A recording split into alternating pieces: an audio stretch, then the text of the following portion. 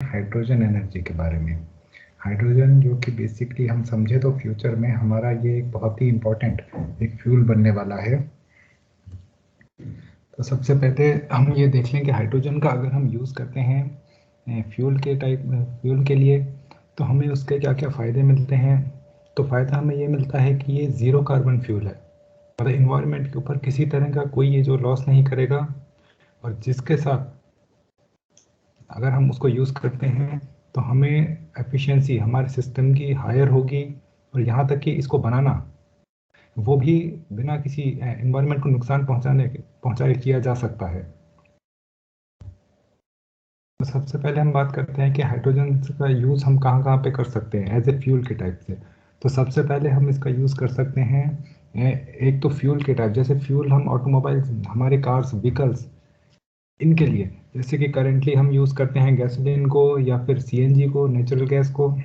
उसी की जगह पे हाइड्रोजन का भी हम यूज़ किया जा सकता है इंटरनल कंबशन इंजन को चलाने के लिए। इसके अलावा दूसरा एक मेथड है हमारे पास फ्यूल सेल। तो फ्यूल सेल को चलाने के लिए भी हाइड्रोजन जो है एज ए फ्यूल हम यूज़ करते हैं।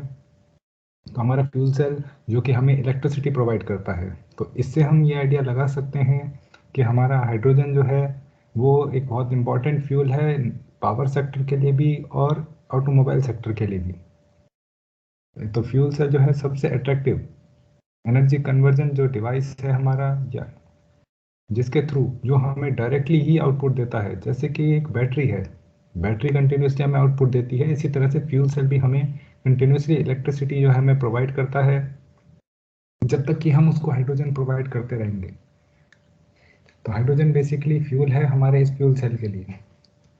तो जब हाइड्रोजन का यूज़ करते हैं हम इंटरनल कंबशन इंजन में, तो कार्बन डाइऑक्साइड एमिशंस रिड्यूस हो जाते हैं नियर अबाउट 40% से। इसका मतलब ये हमारा इतना ज़्यादा इन्वायरमेंट फ्रेंडली फ्यूल है कि हम इसका एक्सप्लोर जितना करेंगे उतना ही हमारा इन्वायरमेंट ज़्यादा सेफ रहेगा। यहाँ हम देखते हैं दो टाइप का फ्यूल, जो दो टाइप से हम यूज़ कर सकते हैं। एक तो hydrogen as a gases form में, एज ए फ्यूल की फॉर्म में। दूसरा ये हम फ्यूल सेल के लिए as a input the feed stock उसके लिए भी यूज़ कर सकते हैं। ठीक है, इसके अलावा fuel cell itself electric vehicles को चलाने के लिए भी यूज़ किया जा सकता है, जैसे कि करेंटली हम लोग यूज़ करते हैं इसका बैटरी का। तो हम यहाँ पे कंपैरेटिव एनालिसिस लगा के देखते हैं कि हमें फ्यूल सेल से या हाइड्रोजन फ्यूल से कितना ज़्यादा एफिशिएंसी मिल रही है। तो हाइड्रोजन फ्यूल सेल अगर हम व्हीकल में यूज़ करते हैं तो हमारा व्हीकल जो है 60% ज़्यादा एफिशिएंट होता है, जबकि गैसोलीन यूज को से चलने वाला इंटरनल कंबशन इंजन 20% ही एफिशिएंट होता है। और modern coal fired power plant, मतलब जहाँ पे हम इलेक्ट्रिसिटी हम प्रोड्यूस करें अगर कोल से, वो 45% एफिशिएंसी के साथ काम करता है। उसके अलावा ये प्लांट्स जो होते हैं कोल फायर्ड पावर प्लांट्स, वो यूजुअली कंज्यूमर के पास नहीं होते हैं, थोड़ी दूरी पे होते हैं, तो पावर को ट्रांसफ़र करने में फर्दर 10% लॉस और हो जाता है। तो हम ये देखते हैं कि ये जो हमारा हमारा नया जो सिस्टम है hydrogen based as a energy source के ऊपर अगर हम यूज़ करते हैं पावर सेक्टर में या फिर ऑटोमोबाइल सेक्टर में, तो हमारी एफिशिएंसी बहुत ज़्यादा बढ़ जाती है। तो हाइड्रोजन जो है इसमें एनर्जी पर यूनिट मास बहुत ज़्यादा होती है as compare with natural gas और गैसोलीन। तो इसका मतलब ट्रांसपोर्टेशन में, व्हीकल्स में, ऑटोमोबाइल इंडस्ट्री में अगर हम हाइड्रोजन बेस्ड हम इंजन्स बनाते का यूज़ करते हैं तो हमें एफिशिएंसी बहुत ज़्यादा मिलती है। ये बात करते हैं कि हाइड्रोजन को बनाना कैसे है, क्योंकि हाइड्रोजन हमें फ्री फॉर्म में ऐसे अवेलेबल नहीं होता है। हमें क्या है उसको प्रोड्यूस करना पड़ता है।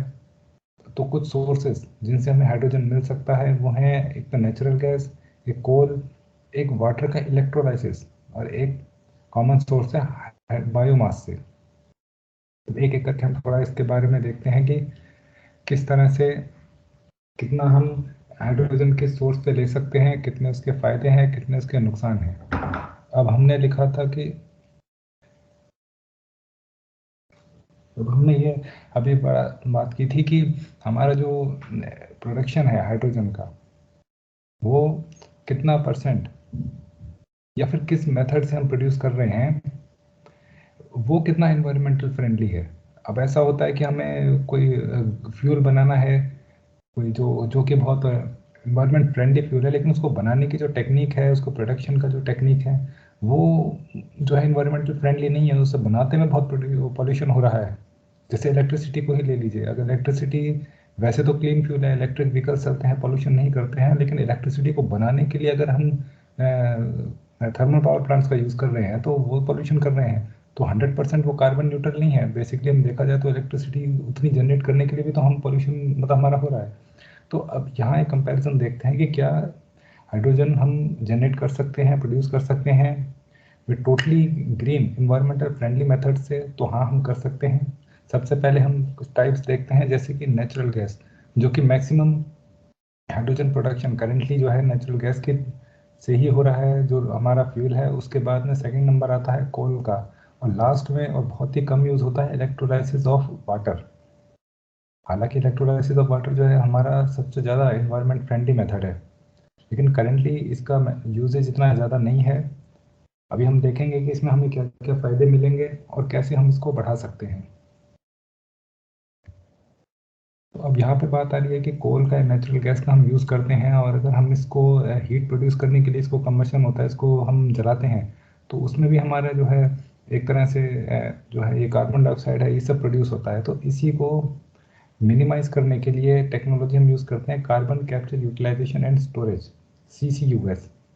तो ये एमिशन रिडक्शन टेक्निक है जिसका कि हम यूज़ करते हैं हमारे ओवरऑल जो है एमिशंस को रिड्यूस करने के लिए, कि कम से कम कार्बन डाइऑक्साइड हमारा जो है इन्वायरमेंट में जो है रिलीज हो। तो इसके अंदर क्या करते हैं, जो कार्बन डाइऑक्साइड जो है प्रोड्यूस हो रहा है, जबकि हम जो है कोई एक प्रोसेस हमारा चल रहा है, जैसे कि हाइड्रोजन जो है हमारा हमें तैयार करना है नेचुरल गैस से या कोल से, किसी चीज़ से। तो हीट जो हम प्रोड्यूस कर रहे हैं उसके लिए मान लीजिए कि हम कोल को बर्न कर रहे हैं, नेचुरल गैस को बर्न कर रहे हैं। तो यहाँ क्या करते हैं, इस टेक्नोलॉजी में हम उस कार्बन डाइऑक्साइड को ऐसे रिलीज नहीं करते हैं, उसको कैप्चर करते हैं। उसके बाद में शिप करते हैं, पहुँचाते हैं किसी दूसरे लोकेशन तक, जहाँ कि हम उसका यूज़ कर सकें किसी और प्रोडक्ट में, क्योंकि कार्बन उसके अंदर अवेलेबल है, ऑक्सीजन उसके अंदर अवेलेबल है। हम उसका कुछ किसी और तरह का प्रोडक्ट में उसका यूज़ कर सकते हैं, किसी सर्विस में, या फिर उसको परमानेंटली हम स्टोर कर लेते हैं किसी एक अंडरग्राउंड जियोलॉजिकल फॉर्मेशन में, जो कि इन्वायरमेंट में हम ऐसे ही रिलीज ना करें।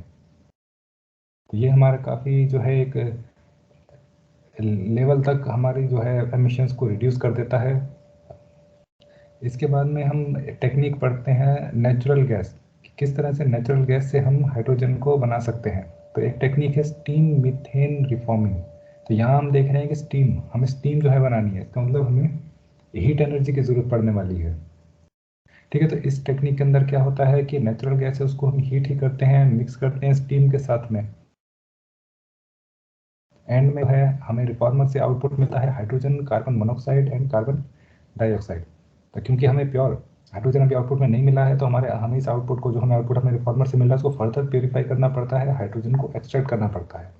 अब क्योंकि हमने यहाँ पर हीट भी हमने प्रोड्यूस की है, हीट प्रोड्यूस करने के लिए, स्टीम प्रोड्यूस करने के लिए हम किस टाइप का मेथड यूज़ कर रहे हैं, ये डिपेंड करता है कि हमारी ओवरऑल सिस्टम की एफिशिएंसी क्या होगी, प्लस हमारे ओवरऑल सिस्टम के एमिशंस क्या होंगे।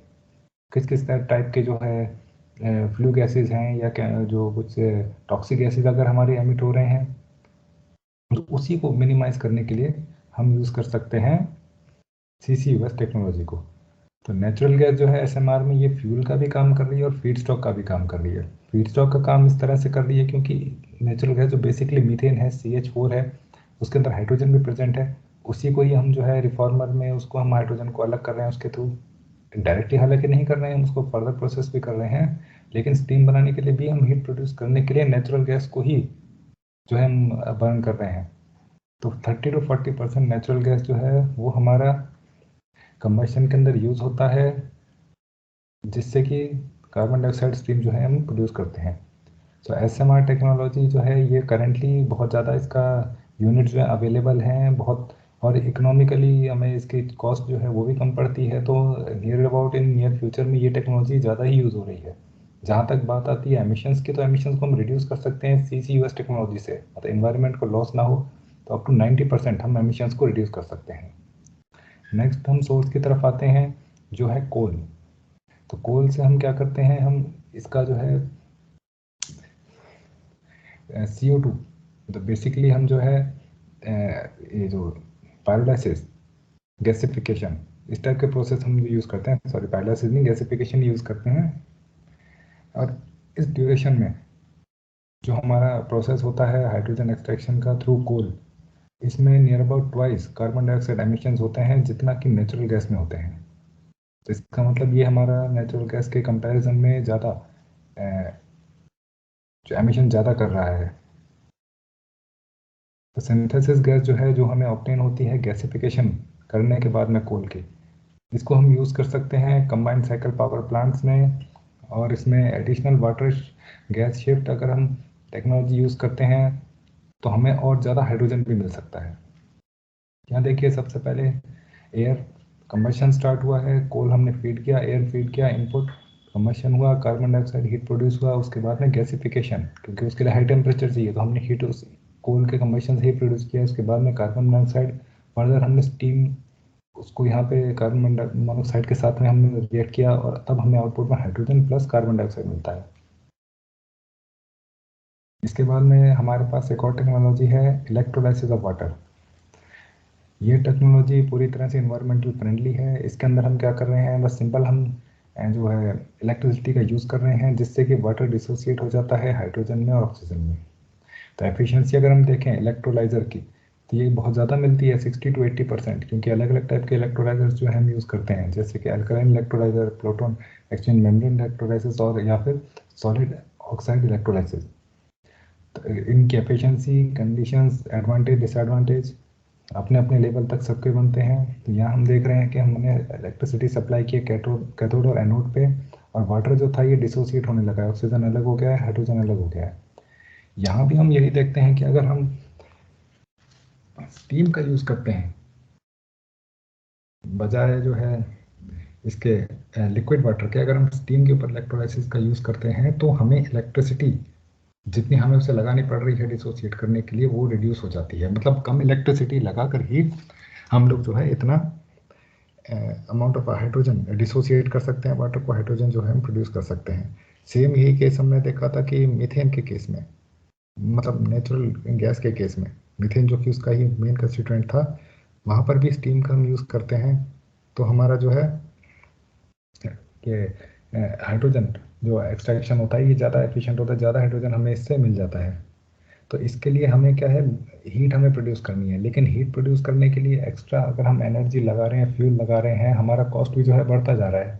तो यहाँ पर हम उसकी कॉस्ट को डिक्रीज कर सकते हैं हीट की, अगर हम कुछ टाइप के मेथड्स यूज़ करें, जैसे कि वेस्ट हीट। इंडस्ट्रियल प्रोसेस पे, इंडस्ट्री है जहाँ पे हीट हो रही है, फर्नेस है, कुछ अपना प्रोडक्शन हो रहा है, और वही हीट अगर हम रीयूज कर लेते हैं यहाँ पर हमारे हाइड्रोजन प्रोडक्शन के प्रोसेस के अंदर, तो हमारा कॉस्ट ऑफ जो हीट है वो बहुत रिड्यूस हो जाता है। इसके अलावा दूसरे कुछ रीजंस हम देखते हैं तो सोलर, मतलब सोलर एनर्जी को, सोलर हीट को अगर हम कॉन्सेंट्रेट कर सकें एक जगह पे, तो वहाँ से भी हम यूज़ कर सकते हैं। या फिर इसके अलावा न्यूक्लियर पावर प्लांट में, जैसे कि वहाँ पर न्यूक्लियर एनर्जी हम उसका हीट का यूज़ कर रहे हैं पावर जनरेशन के लिए, सेम उसी हीट को हम रिकवर करते हैं और हम उसको यूज़ करते हैं हाइड्रोजन प्रोडक्शन में। तो इस तरह से हम ओवरऑल जो कॉस्ट ऑफ हीट है उसको रिड्यूस कर सकते हैं, या ओवरऑल कॉस्ट ऑफ हम हाइड्रोजन प्रोडक्शन को रिड्यूस कर सकते हैं। हमारा प्रोसेस ज़्यादा इकोनॉमिकल हो सकता है। एक और मेथड के बारे में बात करते हैं, तो हाइड्रोजन प्रोडक्शन फ्रॉम बायोमास। तो हाइड्रोजन जो है डायरेक्टली हम जो है बायोमास से ये हम प्रोड्यूस कर सकते हैं, लेकिन डायरेक्ट हमें आउटपुट नहीं मिलता है। कुछ मेन जो हमारे पास प्रोसेस हैं, एक है एनारोबिक डाइजेशन, फर्मेंटेशन, और एक है गैसिफिकेशन। एनारोबिक डाइजेशन में फर्मेंटेशन जो बेसिकली बायोलॉजिकल प्रोसेसेस हैं, जिसके अंदर की हमें हीट हमें ज़रूरत नहीं पड़ेगी, हमें बस क्या है कि माइक्रो ऑर्गेनिजम्स की हेल्प से जो है हमारा जो ये फीड स्टॉक है डिग्रेड होता है। और फीड स्टॉक जैसे कि एनारोबिक डाइजेशन के केस में सीवेज स्लज है, एग्रीकल्चरल वेस्ट है, फूड प्रोसेसिंग वेस्ट है, उसके बाद में एनिमल वेस्ट है, हाउस होल्ड वेस्ट है। ठीक है, इन सब के ऊपर बायोलॉजिकल माइक्रो ऑर्गेनिजम्स जो है रिएक्शन करेंगे और उसके बाद से बायोगैस जो है प्रोड्यूस होती है। इसी टाइप से फर्मेंटेशन भी एक प्रोसेस है, जिसमें कि नॉन एडिबल सेलुलोजिक पार्ट जो है प्लांट्स के, फर्मेंटेशन की वजह से उसमें से भी हमें जो है कोई गैसेस कुछ आउटपुट मिलता है।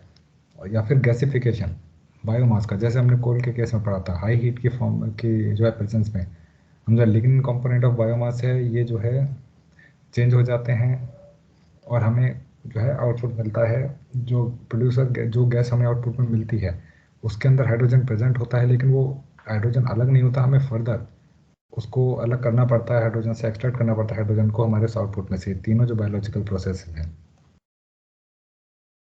पता जाती है कि हमारे पास सबसे ज़्यादा जो है, अगर कॉस्ट हमारा बढ़ रहा है सिस्टम का, तो हम इसको कैसे इम्प्लीमेंट करें, हाइड्रोजन प्रोडक्शन के प्रोसेस को कैसे हम जो है यूज़ करें।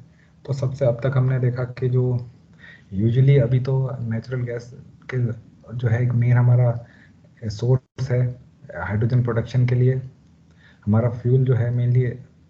लेकिन इसके साथ अगर हम यूज़ करते हैं फ्यूल सेल का या इलेक्ट्रोलाइसिस का, तो इलेक्ट्रोलाइसिस प्रोसेस में हमें इलेक्ट्रिसिटी की ज़रूरत है, लेकिन ये पूरी तरह से इन्वायरमेंट फ्रेंडली है। तो हम जो है इलेक्ट्रिसिटी अगर हम प्रोवाइड भी कर रहे हैं और बदले में हमें हाइड्रोजन मिल रहा है, तो ये हमारे ओवरऑल सिस्टम की एफिशिएंसी को कम कर सकता है। तो इस केस में हमें क्या करना चाहिए कि हमारे लिए सबसे बेस्ट जो प्रैक्टिस है कि सरप्लस इलेक्ट्रिसिटी उसका हम यूज़ करें इलेक्ट्रोलाइसिस प्रोसेस में, हाइड्रोजन के प्रोडक्शन में।